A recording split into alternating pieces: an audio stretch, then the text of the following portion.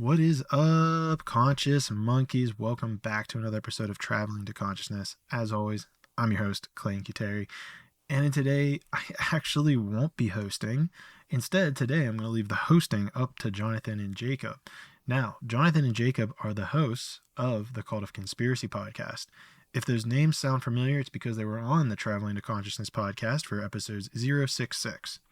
However, back in December, we released a podcast on their podcast where I was being interviewed to talk about my time and running for Congress and why I'm running and what my viewpoints are on a bunch of different topics. So I felt like this was a very unique and a powerful podcast that I wanted to release to you guys.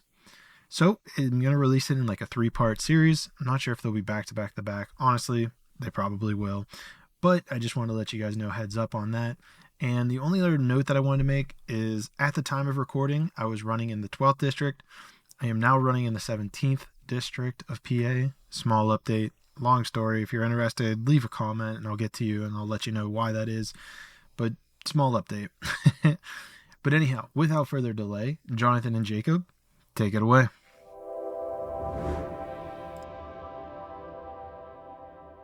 Great to see you. Dude, loving the setup, man. Why are you looking like such a stud today? Dude, because we're about to fix America. That's why. Let's go. Yes. Let's go. So you are running for, this is a local office, a federal office? He was telling me a bit. Yeah. Federal office. So the 12th district of PA representative. Who's the incumbent? Yeah. The incumbent is Summer Lee. She's a Democrat. And you are a Republican or a Democrat? I am American Congress Party. You're a new party trying to take the ballot spot. Okay. Brand new party. This is the future of America right here is in this party. So you guys have the very first interview with the future of America right here. Fuck yeah, Let's dude. go. Let's go. That's so awesome. Bro, I wish you a lot of luck. I have had a few friends of mine go and on the political route. Some for local, some for, higher positions. Some have made it, some haven't. Dude, the dog eat dog world that just is politics is, I wish you all the luck, sir. Dude, and good luck in the swamp of fucking Pennsylvania, bro, because that is, I'm from there too, and I know the politics up there are, what is it, Fetterman, that big idiot? He's from Pennsylvania, isn't he? Yeah, he's a senator. He just got elected 2 years ago. That dude's the most clueless guy I've ever seen talk in my life. We definitely have an issue with this consistent thing that's happening where we have a bunch of politicians who are very outdated, very out of touch, and seem, quite frankly, to have health problems, which they should certainly be getting addressed as opposed to being placed in positions of power and creating laws and running this country. I couldn't agree more. Let's go, Absolutely. dude. All right, so I know we only have a little bit of, we're running a little bit late this morning. Me and Jacob, we've been trying to, he was like, oh, well, I think I'm going to have to do it later. And then we was like, I don't know. Then just keep it the same. And then we forgot that we didn't change the time on it. So that's why he's a little late this morning. Yeah, I apologize about that. I worked a night shift last night. I was about 1 hour into sleep and he called me and was like, bro, you coming? I was like, shit. Yep, I'm on the way. So we rolling. I appreciate the effort. I appreciate the effort. Yeah, man, I appreciate the effort you're putting in, dog.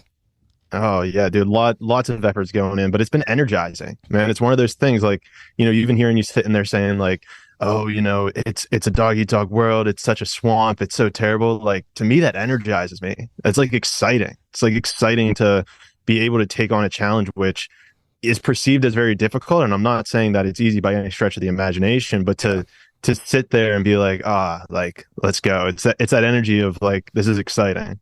So what I meant as far as the dog eat dog of it, and I agree. Like, I'm glad that you are feeling charged up and like ready to attack this head on. I'm fucking stoked, man. I had a buddy of mine who was going for some, I think it was like a parish president. Y'all would have like a county president, or like how does that work in other states? Like a mayor? Not like the mayor of a city, but like a dude Councilman? over, I guess, a councilman, somebody who's basically over an entire county. What would you call that?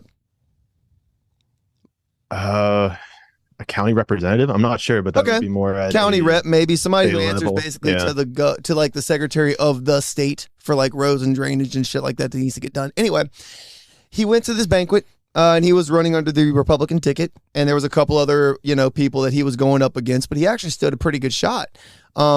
long story short, he sat at a table, being very new to all this political mumbo jumbo. He sat at a table that had an open seat. And he sat down, didn't realize who else was sitting at this table. And apparently 3 of the 10 people at this table had some beef with pretty much everybody else at this banquet. And now that he was sitting with them, he was seen as a part of their clique. And that was his first outing as a new and up and coming politician. And he just got branded with it from day one. He had never met these people before this night, but it was like the politic game and who you're friends with and who you're clicked up with. Oh my God. He just explained that one thing and he just went how it went down. Granted, Louisiana politics is notorious for nepotism. Got that 1,000%. But it's wild how many levels to that world there are, I remember Tulsi Gabbard talking about this exact issue on Joe Rogan, where you have essentially cliques in our government, which to me, first of all, I like to see everyone's opinion. Podcasting has helped me tremendously in this regards of realizing that we're all so much more similar than we are different. But even more so, it's like, to me, it just kind of blows my, it makes sense. But at the same time, it's like, let's get to a place where we're doing things for the good of the people. If you don't like me, it should be because of my policies not representing the people as a whole. And to me, that's just, I understand it, but I at least hopefully a part of this movement is to get to that place where it's like, okay, this is a movement for the people. I don't care what your background is. I don't care if I've done something that offends you. Let's get past this in the good of the people. And this is even a part of it of just running to get the name of American Congress Party out there so that it can encourage more people to take up this mantle. Because I see it that people don't have this vision for it, right? We have this muddied system and the only visions that are being put forth for us are terrible things, doomsday, apocalypses. In the meantime, we can focus on a more beautiful future. I mean, you guys have the third eye open the entire time. Our third eyes can open and close. And if our eyes are open and we're focusing on a negative world, it's what we're going to create. So hopefully more than even just winning, winning's great. And I see it happening at some point in time. Winning's great. But the real fundamental part of this is to encourage more people to join American Congress Party, to take up elections in their local city, whether it's a congressman or all the way up to the senator level, just to really ignite and energize and get these visions out there, because that's how this all works is the programming. And I'm sure you guys go deep into this on your podcast. So much of the programming is just doomsday, doom and gloom, terrible things, war, this person's evil, that person's evil. We need to remove this. This is not the way forward. We need to really focus on the future that we want to create, and everything else aside, I hope that's the bedrock of, and I know it's the bedrock of this party moving forward. All right. What a beautiful sentiment. We get started, because I can already tell we're just going to get straight into the thick of it. And I think that the pre-show, while it's great, the main show needs to get that too, especially with us running on a bit of a time crunch today. Well, we can have fun too. Fun will happen along the way. We're going to have some fun. All right. We got to have fun. We can't make this too serious now. No. Everyone gets a little trapped up in the serious nature. We'll have fun along the way. Of course. Let's do it.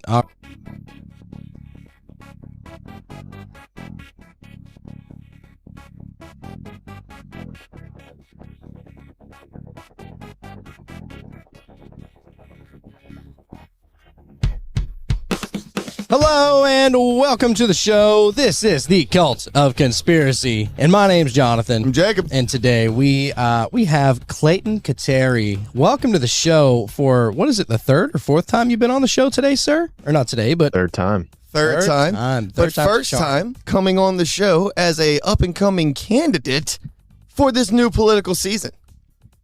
Let's go. The Oh. 12th district of PA.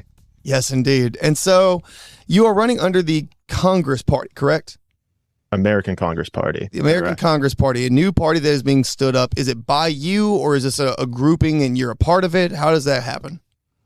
Right now, I'm the second official member. There's a couple people behind the scenes. One of them, the main member who started it, his name is Brandon Conceição. Had him on my podcast, talked all these amazing things about his guru who lives in India, who went and actually created what he's calling a heaven city. So we're talking like no beggars. We're talking free food, chemical-free food. We're talking free education, upgraded education. Our education system model is so broken. It does not cultivate the human spirit whatsoever. We're talking free medication and so much more. And so through my conversation with Brandon on that podcast is really how this entire party, or how I got involved in the party, and really am looking forward to pushing this movement forward. Let's go, dude. I love being able to incorporate like what the soul needs. You know what I'm saying? Like, it is so sad to see all these beggars and you know, like just people on the corners, you know, whether they're sleeping in tents, not being able to receive something. Meanwhile, I mean, you look at some of the shit, like all of the people that are coming into America that are undocumented. Maybe they're just coming in without any kind of green card or anything like that, and they're being given literally the world. And we're kind of seeing this literally across the world. We just had an episode where, you know, Ireland is being flooded with refugees, and those refugees are getting more love from Ireland than even the Irish people, and that's unacceptable.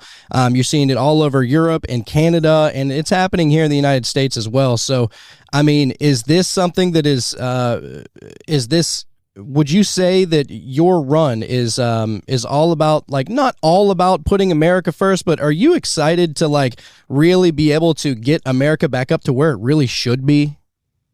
Oh, absolutely. And it's even bigger than that. These policies that I'm putting forth, it's for the world. I mean, America is going to reap the benefits of it first, just because I'm running within Pennsylvania. I'm, you know, an American citizen, but these ideas are foundational pieces that can be implemented within any country over the world and truly make a difference. Because even like you're saying, you know, there's a lot in there with the immigration piece. Number one, we certainly need to update our immigration system where we are able to process people quicker, get them in quicker, because this is only going to be beneficial to the American people in terms of increased taxes, more income. We're going to have more support, you know, but we also need to look at it on the front of, why are people flooding to America? Well, we're spending billions, at this point, trillions of dollars to create war, to destabilize foreign countries. And the people have to go other places. Like you mentioned, Ireland and England. It's like, why are refugees running there? Oh, we're funding innocent people getting killed. It's like, that's another huge cornerstone of the American Congress Party, which is to stop all wars, create peace on earth. I mean, that's the goal. That should be everybody's goal. And yet the policies that are being put forth, not even the policies, but the actions that are being taken within Congress, within our political system, are to fund and continue wars. And so you have this two-front issue, right? Number one, let's get more people in. Let's increase tourism in America. That's only going to increase our profits. That's only going to be able to help us pay off our debt. At the same time, we should also be looking at it from a foreign policy perspective of creating peace so that people can thrive and prosper in the land that they were born in. So let me ask you this, as far as your party's stance on some things. Scott, I've heard you made a couple of mentions of things that do sound more in the line of socialism rather than congressional. So let me make sure that we're putting all of it in the right basket here. You mentioned something about free healthcare and free education and these things. And of course, we're talking about, I mean, who wouldn't want global peace? I mean, world peace is always the goal. But in this unstable world we live in, yes, America does in fact have the biggest stick as far as the speak softly and carry a big stick conversation goes. Fine. And we do reap a bit of freedom and benefits and security from that. We don't worry that in the middle of the night some foreign invader is going to blow us up. The proposition of that is laughable for many, many levels, chief among those being that our military is the force that it is. You had mentioned you would like to have a faster and expedited process to bring in more people as a way to increase taxes. I got to say, I am very much against increasing taxes, period. In fact, I am of the belief that we need to take away taxes to like minimal if possible. So well, sure. Let me reiterate that. Not increase. We're definitely reducing taxes, but okay. I'm saying if you have more people coming in, then you increase the number of people who are paying taxes. Thus, we have more money in the system. Okay, you have more taxable income, is what you're saying, across more people, more W-2, so to speak. Correct. I'm with you now. Okay. Overall, individually, taxes will be reduced. That's a part of the party's platform. Okay. See, when you said that, I was like, hold on, that's not a good stance to take, dog. Hold on. Okay. So then with that, we're also talking about not opening up the floodgate that is our southern border. You're talking about having more resources allocated to properly either let people in or turn them away at the border as dictated, who is and is not lawfully supposed to be there, all of this. But you're saying we need to have more resources at the border, correct? Oh, absolutely. I Okay. mean, look at the system we have right now. They're just loading them up onto buses and they're shipping them off to whatever country, or sorry, whatever city they want to go to, whatever county. And this is an issue where I even just saw a report recently that the drug cartels are the one who are operating these busing systems. Now, I don't want to get into the thick of whether or not that's true or not. I'm not 100% certain, but the fact remains that it's not our military who is documenting these people, having them come in, understanding why they're here. I mean, we should bring them in, but we need to know who's in our country if we want to have a safe country, let alone a country at all. I agree, especially now that we are finding 40 IEDs on the southern border and we have cartel members getting in open gunfights with our border patrol. Absolutely. Like, you're right. It's not the military deciding who and who not doesn't get in this. It's not a defensive structure across our southern border. It's a homeland security situation, not a defense situation. And I think that it should be. Hopefully here in the future, it becomes more of that way. But you are saying that you would rather have more military forces on the southern border? Or you're saying there's a whole nother way to go about this? Or let me ask, instead of what is your personal opinion, what is your new party's opinion on this matter, if you could? We need to have, the primary thing is that we need to have a way for people to quickly get documented to come in. We need to understand who the people are that are coming in. Where are they from? Why are they coming? If they're refugees, I mean, we should be able to provide aid for them. A big issue, though, is if people are just coming in and slipping through, we're not documenting them, we don't know where they're going.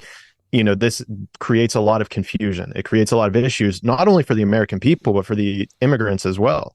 I mean, and this causes this huge issue that gets unfolded. And so, maybe the solution is putting more troops on the border. Maybe building a wall is a part of the solution. But again, those are they're only band-aids, where the bigger issue is really upgrading the current system in order for us to be able to provide the best support, not only for the people coming in, but the people who are already here at the same time. So, Clayton, you recently, whenever the last time you came onto the show, you were getting into the Gospel of Thomas, right? And within that Gospel of Thomas, you were more searching for the esoteric truths rather than the exoteric meaning behind it. And I believe that you probably look at the Bible and all spiritual things through that lens rather than worrying about the exoteric. You're more focused on the actual meaning, the esoteric, and what's going on within the soul and the consciousness and in that way. Is that something that you're really trying to apply to a lot of your policies and stuff as far as, what's good for the human, just at a soul level rather than looking at somebody just based upon, whatever their religious reasons are, whatever, the way they live their life in a certain way? If it's really for the people, then I would have to imagine that you're probably applying that mindset to a lot of these politics, right? 100%. 100%. And all of this, everything you've touched on, comes back to education.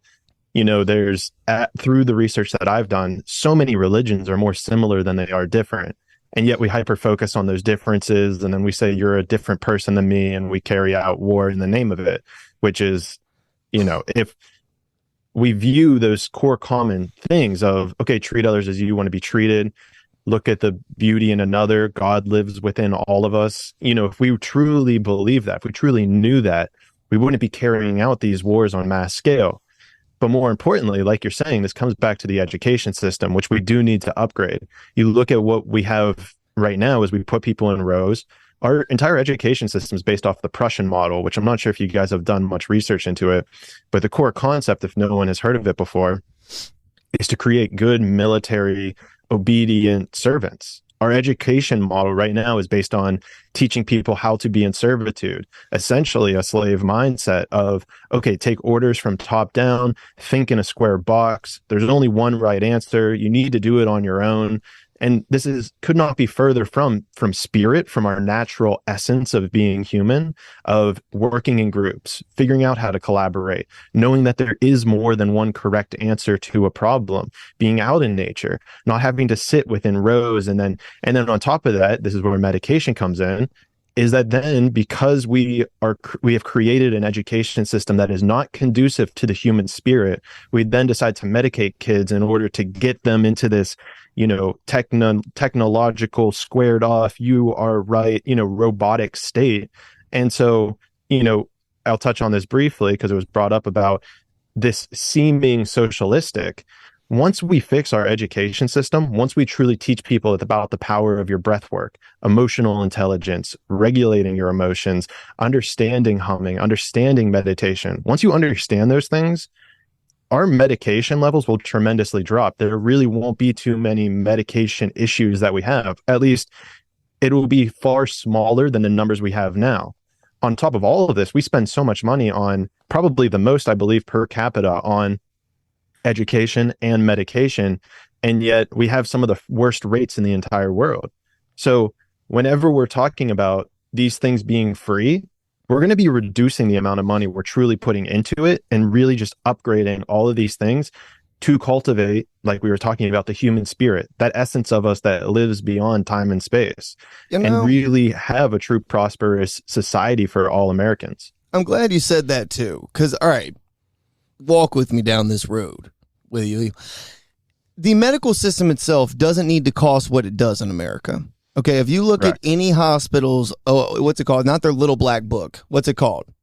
Every hospital has one. I think it's called their black book in general. And it's more or less their particular hospital's upcharge for everything. And that black book gets updated every year with their annual budget, because X amount more people didn't pay their medical bills this year than last year. So we have to upcharge the people that do pay in the year coming up to make our bottom dollar happy and to make our board of directors happy and the owners and the things and the stuff. So a saline bag that should cost $1.50 will run you about $250, as a matter of fact, because you have to factor in all the X's and the Y's and the Z's that somehow made $1.50 turn to $2.50. But whatever.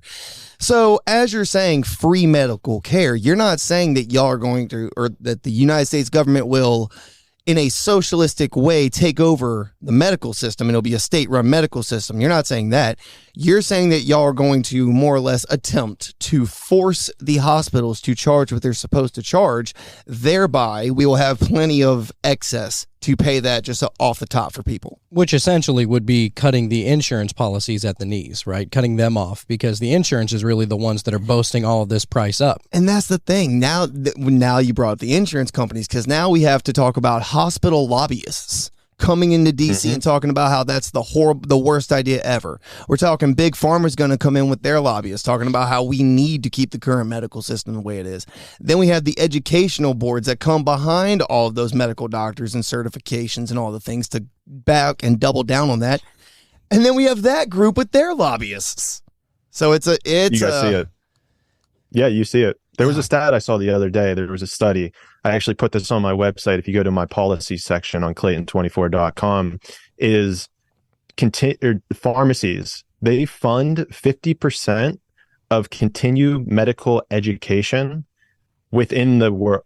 That screen messed me up for a sec. Yeah, sorry. Yeah, so it's okay. So, so pharmacies or pharmaceutical companies, they fund. Here, if you go down to free education, pharmaceutical companies I'm really getting distracted now looking at this on my screen and then talking. Sorry, I didn't mean to throw you off there. I was just bringing it up because you mentioned it, your website. Yeah, it's all good. Let's see if we can pull this back up. Pharmaceutical companies fund 50% of continued medical education in the United States. And they do this because they see for every dollar that they spend on continued medical education, they see a $3 return on every dollar that they invest within the education system. So right here, we're seeing the interconnectivity of the medication and education. Though it appears to be separate, the current system is set up that we are not healthcare. We're not truly healing people. We're just treating the causes. We're treating the symptoms, and this increases the budget that people spend on healthcare. On top of this, Jacob, you brought up how we have these insurance companies. I think there's only maybe like 3 or 4 insurance companies in the entire United States. And on top of that, they can't even compete across state lines due to the current laws that they have in place. So there's certainly a call for breaking up these insurance companies, making it a more competitive environment, because I'm all for capitalism, but the system that we have in place is not true capitalism. It has become this corrupt, crony capitalistic system, which people then sit back and say, oh, capitalism is broken. And it's not. I'd say it's more akin to like Roman oligarchy, at this point. Exactly. The issue is the way that it's been corrupted within the system to influence politicians, to influence education. And here's the thing is, if we had a truly upgraded education system model, which we already spend a ton of money on as a government, if we truly upgraded that to be in service of the people, I see it that would really fix majority of the problems we have. And of course, we can do other work in order to alleviate that strain on the system as well. But the change to education has come slowly and naturally, because we've seen what happened when Common Core math, just as an example, not saying we should agree or disagree and we could have that talk. But what my point is, though, whenever Common Core math got introduced to America, you saw the backlash and people lost their minds about it. Then everybody pretty much just got over it and it got introduced and it's now just being taught. As we talk about upgrading and revamping the American education system, that comes, I don't know, having a huge drastic overhaul, I feel like would get met with a lot of backlash. It's like certain things have to happen slow. So I'm aware that I'm not the guy to decide how and when those get released, you know what I'm saying, or how and when those changes happen. But right, but at the same point, Common Core was introduced within a very short period of time. Right, like Common Core we weren't brought up on Common Core. No. This is the new stuff. Had to learn it with their students. It was that quick, and so it's gotten to a point in time where the like me as a parent, I can't help my daughter in any of her homework, any of her schoolwork. That's not the way we were brought up, because the way they're being taught, not what they're being taught, but the way, the machine of which they're being taught is Correct. Completely different than what we were taught initially. Would you say that Common Core nowadays, and this is a very, polarizing topic, so to say, because there are a lot of teachers that believe that Common Core is a really great thing and it's really helping the students, understand. But then there's other teachers that are just like, I don't even have a say-so in how I can teach these kids. And that's why you're seeing so many teachers just like, they're not making enough money. And they also, a lot of them don't even really believe in the way that they're educating their students. So, I do believe that there is a correct way to do it. and not every student is the same. Everybody's going to learn something different. In which way do you believe implementing a new system, maybe one that, grows with Common Core, one that completely expels it, which way do you think would be a great way to start implementing into the new school systems? A lot of the things that you've said there are certainly very important to address. And I think the main one to address is how so many teachers are leaving teaching. It's something that they absolutely loved, and now they're all leaving it. And it's like, we got to really look at why that's happening. Number one, I teach kids between the ages of 4 and 13 Brazilian Jiu-Jitsu. And man, it's an intense job. And that's jiu-jitsu. I can only imagine for 1 hour, 2 hours a day. I can only imagine if you're doing that for 8 hours every single day. That's intensive. You got to really love what you're doing. On top of that, I believe in increasing teachers' pay. We do need to increase their benefits. We need to empower them to be able to really, truly want to be there, because honestly, for the amount they get paid and to do it, like, they have to really love that in order for them to be doing what they're doing. On a deeper level, I think that this is a conversation to have with more teachers' unions. I will say that I do need to have more conversations with people that are teachers, with teachers' unions. I know a couple people, but at mass scale. And to your point, a huge issue that has happened that you've issued there is that where teachers are learning at the same time that they're teaching kids. And you can't have an environment of learning when we're both learning at the same time. Now, there can be some utility to that if we're both learning something at the same time. There's a difference between exchanging of wisdom rather than the educator being literally questioned by the educated. Then now they're questioning, if this person doesn't even know this subject, how can I believe anything else moving forward? Because they're just as clueless as I am. That sticks with a second grader in the very foundational blocks of their educational career. Absolutely. But in the balance of the young mind, there must be the shaman or the teacher and the student or the child. Right. For sure. And in every situation that occurs, right? I'm sure you've seen on Times and podcasts where you guys are, let's say, the guru or shaman teaching someone something, and then you have people who come on and then are teaching you something. So there's definitely that balance that occurs within every single relationship. To this point, the way I could see it phasing in would be bringing in educators who know about humming, who know about meditation, who know about breath work, who know about emotional regulation, and having classes for the teachers, being able to provide them with this understanding of what's going on, how's it happening, and then have them take it back to their kids. the specifics on the implementation are a little fuzzy at this point, but it's going to come from the teachers. And this is exactly the thing is I can be a guru, a shaman in a sense to the teachers of like, hey, we need to bring interest-based education in. We need to teach kids about emotional intelligence. And teachers will sit there and say, yes, yes, yes, let's do it. And now it's my turn to be a disciple of the teachers of, okay, now how do you guys see this best being implemented? What do you guys need to know? What resources do you need from the government in order for me to support this vision? Because I think once that happens, and this is really the relationship we need to develop with each other, is realizing that everyone can be our master in some way.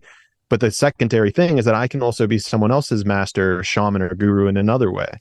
And so developing this relationship with the teachers union would be tremendously beneficial, not only for the teachers and for policies going forward, but also for the kids in our future generation.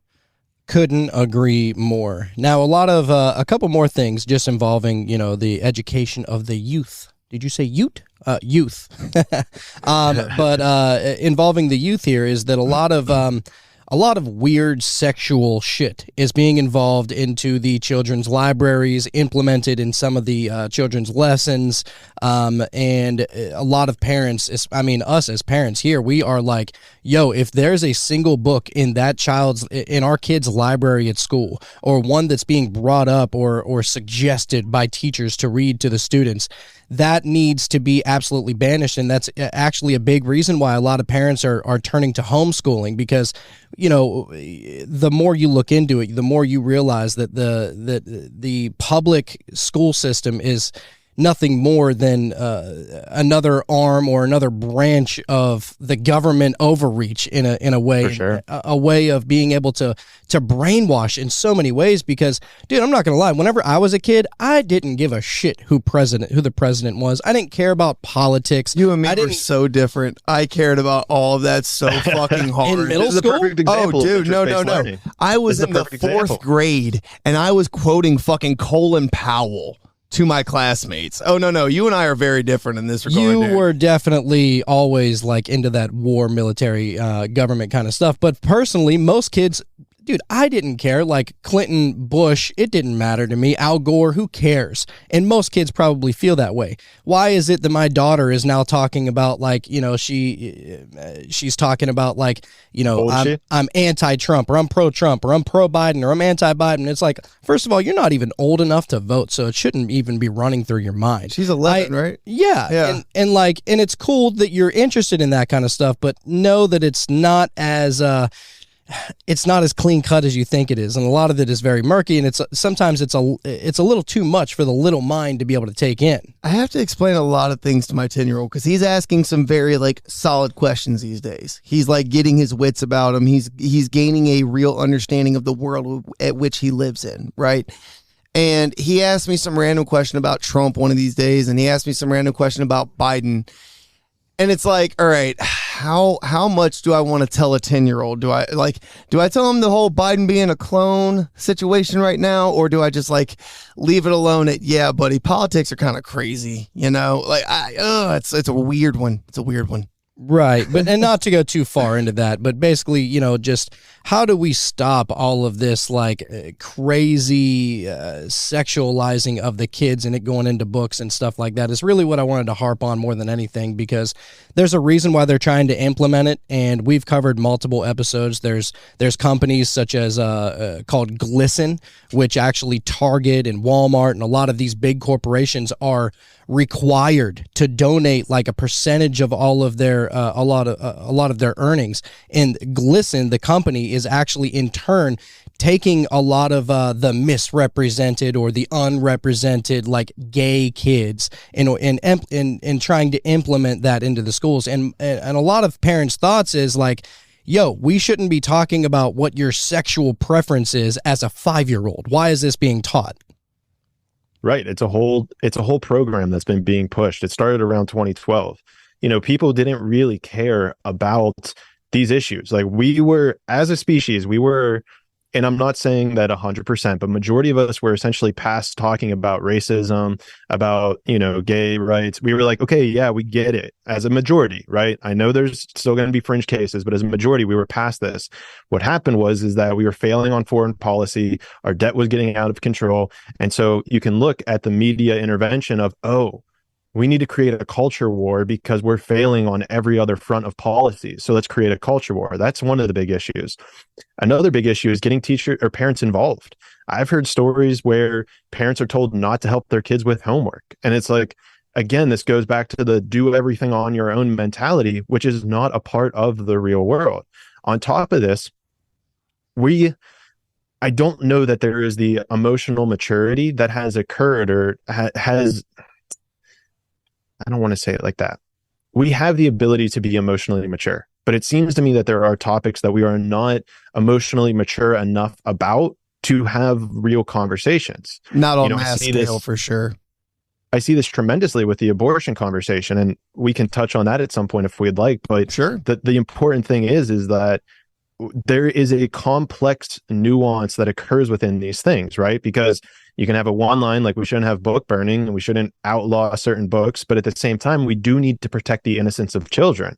We need to allow them and create an environment that they can thrive and not have to have these conversations of, well, what's my sexuality? How many genders are there? Like, that's just crazy to be pushing on kids from a young age. Right. So it's definitely an environment that does need that touch up, because at one point, right, and I would love to hear your opinions as, again, here's me wanting to hear from you guys as parents. At some level, we do need to understand the energy of sex, because sex is a very powerful energy that majority of people don't understand. We don't know. We had the church try to come in and just basically outlaw it and tell people that you had to wait till marriage. Is that the right call? I don't know. It seems though the cultural movement has been pushed into a far more promiscuous place, wanting to alleviate ourselves of the responsibility of it. And yet you look at it and we're not happier for that. So again, there needs to be, comes back to education. We're not educated on sex. So is there a certain age that we teach that in school? Do we say that that's up to the parents?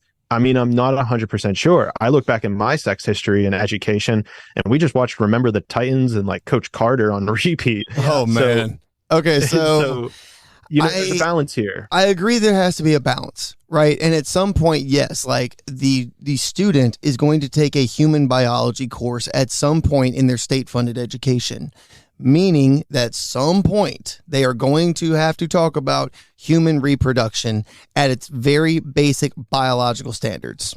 All right. Right. This is where it becomes the murky waters, right? Because then it becomes, well, this leads to this and this and this, because we also, while we're on this topic, why don't we just go ahead and throw sex ed in the mix of it, right? Just for the hell of it. And then comes in the question, what is a woman? And then let's, no, see, I'm thinking of the education we went through. It was also, while we're on this topic, let's throw in the miracle of childbirth. Let's have the entire class watch a live birth multiple times, right? Let's just throw that in the mix of it all. And a lot of parents thought that was a lot too much too fast. And again, now we get into the argument of, was it at that age with all these teens that were going through puberty?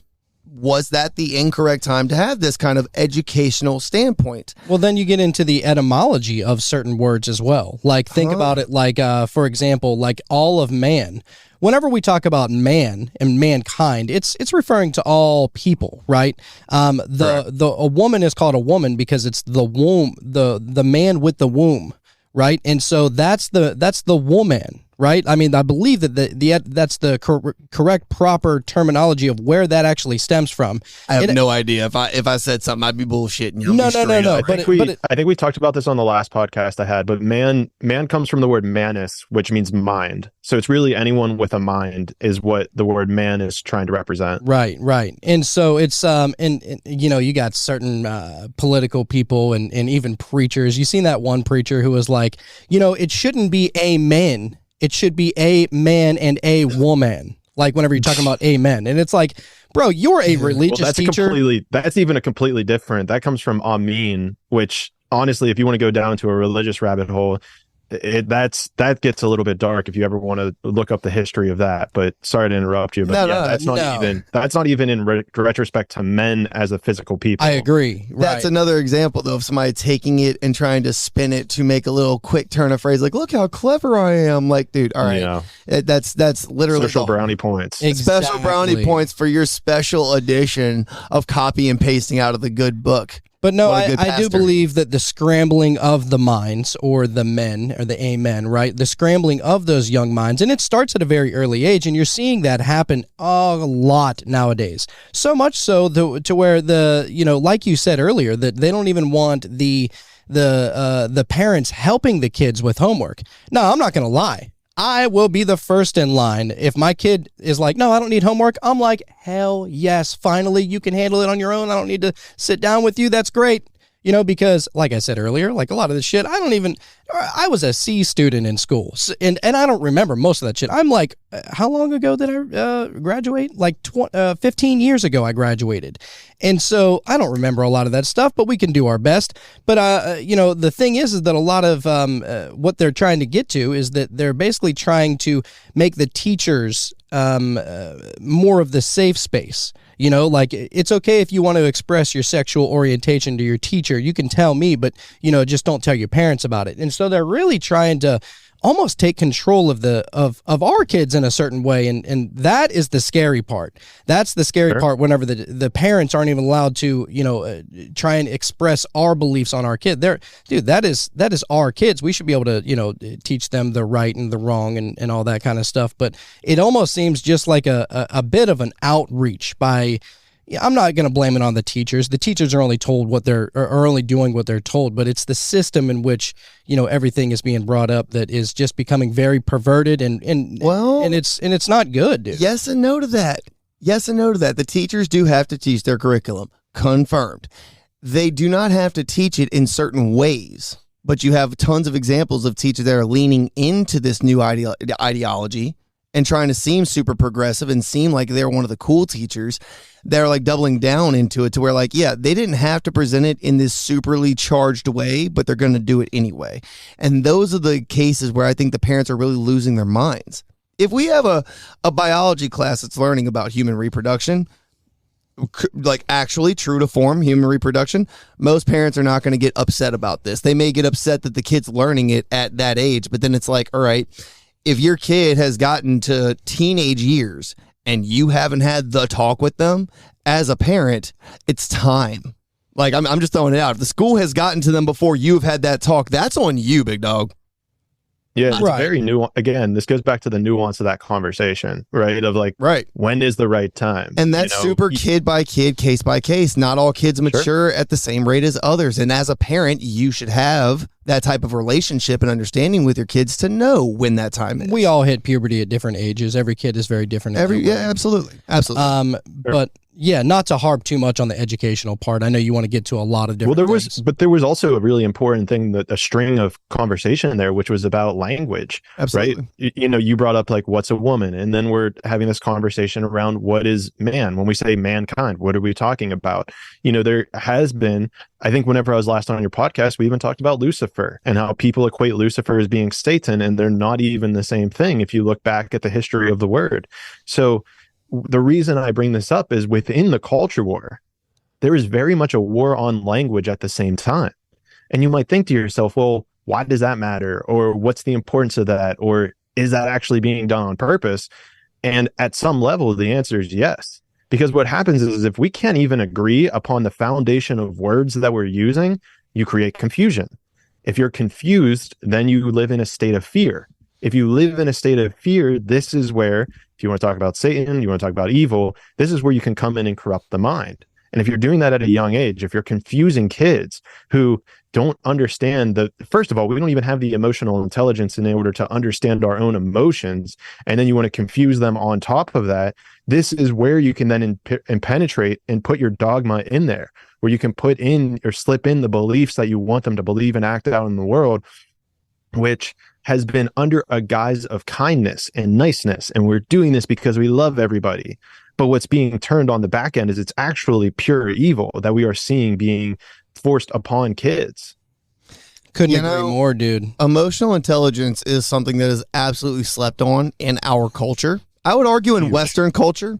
And different countries and different subcultures have varying degrees of it. Like, for instance, the Germans are not known to be like the most comforting of people, just on average, on scale, because culturally they don't get down with that. But like, if you need a good kick in the ass to like get going, they're the group you go to. They'll get you hyped the fuck up. You know what I mean? But different things. The Germans, you said? Yeah, the Germans. Dude, I went to Germany. I fucking loved it over there. Everybody says this. Everybody. I've never heard of a bad review of the last few decades. Anyway. So my point being, get a beer at McDonald's. It's sick. I did that in Paris. That's crazy. I don't even drink Heineken, but like, I'm not getting a Big Mac without a Heineken if it's offered. I got me a sick Hefeweizen over there. It was nice. Anyway, back to topic though. Anyway. God damn it, I got so off. I forgot what we were talking about. Emotional intelligence. Yes, emotional intelligence. Yes, and I do in fact think that should be more heavily stressed in our school system, our public education especially. But it's being done incorrectly as of now. They are teaching children to. How could I put this? Because I don't want to piss off a lot of people, but at the same time, I also kind of don't care if I do. Speak your truth. Speak your truth. All right.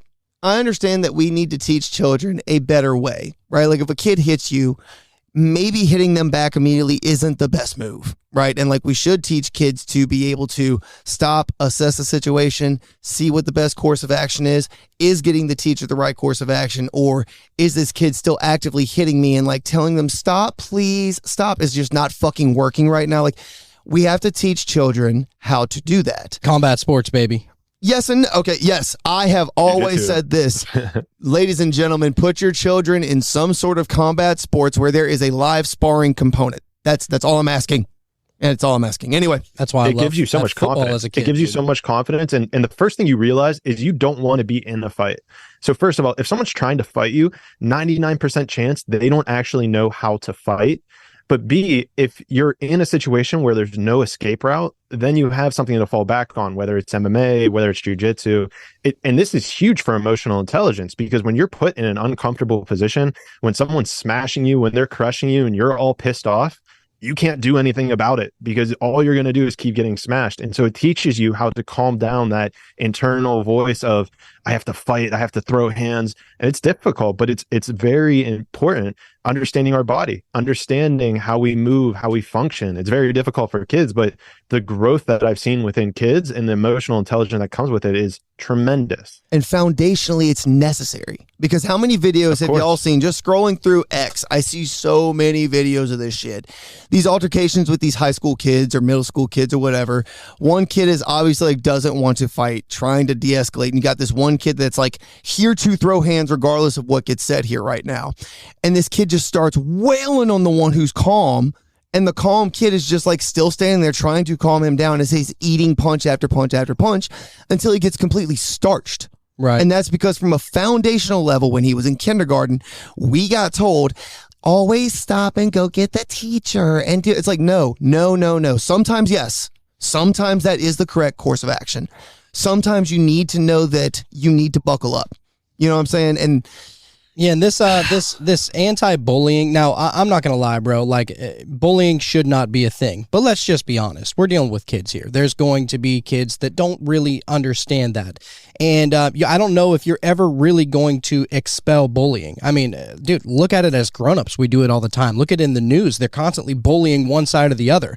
So to say that bullying is something that should be expelled. Well, how about instead of saying you shouldn't bully, teach kids on de-escalation techniques, on how to de-escalate the bullying, and if you can't de-escalate it by using your words and talking to the person, then you say, all right, well, I know how to defend myself if it goes a little bit farther than it should. And then if you implement something in school such as jujitsu, let's just be honest, gym class is a fucking joke.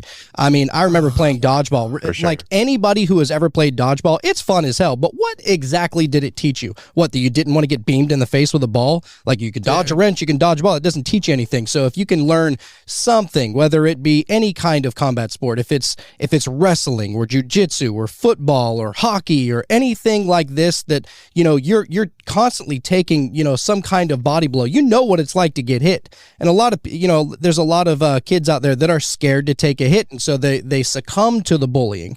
But once you find out that it's like, you're not made out of glass. Yeah. Once you find out that, you're not made out of glass and you can take a hit. Well, now you're really releasing a lot of that fear that you have. Then you find out chicks dig scars and you're like, hold on now. Okay. Right. There's a method to this madness. What's up? Yes. No. But even to your point, I had a bully whenever I was in high school. And to your point, it invigorates the bully whenever you have this like pacifist role of a sort, okay, like I'm going to ignore it. That ignites the bully even more because, and this was really fascinating, is it got to a point where I eventually had to like stand up for myself, and we ended up getting into a physical altercation. We both got suspended for it. And I'll never forget this. And this blew my mind. The next day in school, I walked by him and he was like, Clayton, like, what's going on? We're getting suspended for like what happened the other day.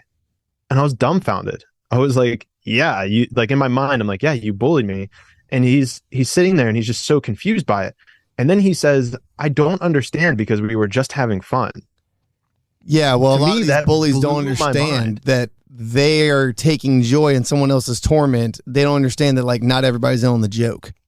Well, and it also seems like it's almost a rite of passage. I mean, how many times and I'm not condoning bullying by any stretch of the imagination. I want to be very crystal clear about that. But it seems to me as though in our today's society, there is no rite of passage of becoming a man. There's tribes that will send their kids at the age of like 10 out into the woods and tell them they have to live out there for 5, 6, 7 days, and then they'll come back. And the point of this is that understanding your body, understanding the physical capabilities of it can be a rite of passage. And so that instills the confidence in you to know what abilities you have within yourself. It teaches you that primal instinct, that primal emotion that lives within all of us. So I hope you guys enjoyed part 1 and learned a little bit something more about me.